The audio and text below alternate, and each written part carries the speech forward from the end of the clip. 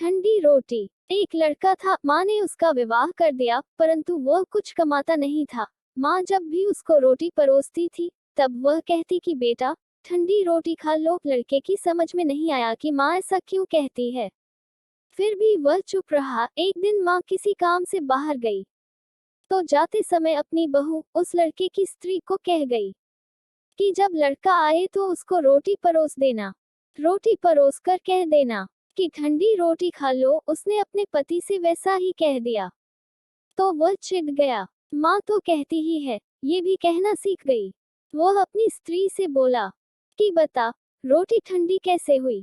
रोटी भी गरम है, दाल साग भी गरम है, फिर तू ठंडी रोटी कैसे कहती है?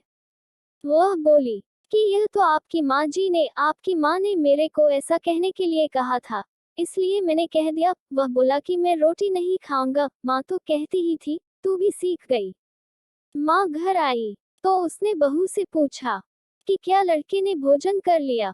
वह बोली कि उन्होंने तो भोजन किया ही नहीं, उल्टा नाराज हो गए। माँ ने लड़के से पूछा तो वह बोला कि माँ, तू रोज कहती थी कि ठंडी रोटी खा ले और मैं सह लेता था, अब ये भी कहना सीख गई। रोटी तो गर्म होती है, तू बता कि रोटी ठंडी कैसे है? माँ ने पूछा कि ठंडी रोटी किसको कहते हैं?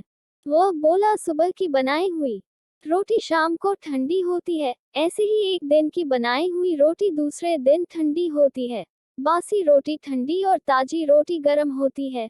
माँ ने कहा बेटा, अब तू विचार करके देख, तेरे बाप की जो कमाई है वह ठंडी बासी रोटी है। गरम ताजी रोटी तब होगी जब तू खुद कमा कर लाएगा। लड़का समझ गया और माँ से बोला कि अब मैं खुद कमाऊंगा और गरम रोटी खाऊंगा। इस कहानी से यह शिक्षा मिलती है कि विवाह होने के बाद ठंडी रोटी खानी चाहिए, अपनी कमाई की रोटी खानी चाहिए। जब भगवान राम वनवास में गए, तब रावण सीता जी को ले गए। किसी भी रामायण में ये सुनाने में आया कि राम जी ने भरत को समाचार दिया हो कि रावण मेरी स्त्री को ले गया है, तुम मेरी सहायता करो। कारण कि राम जी इस बात को समझते थे कि विवाह किया है तो स्त्री की रक्षा करना, उसका पालन करना मेरा कर्तव्य है। उन्होंने अपनी भुजाओं के बल से पहले सुग्रीव की सहायता की, पीछे उससे सहायता ली। सुग्रीव को राज्य, कोष, पुर और नारी ये 4 चीजें दिलाकर अपनी एक स्त्री के लिए सहायता ली। इसलिए विवाह तभी करना चाहिए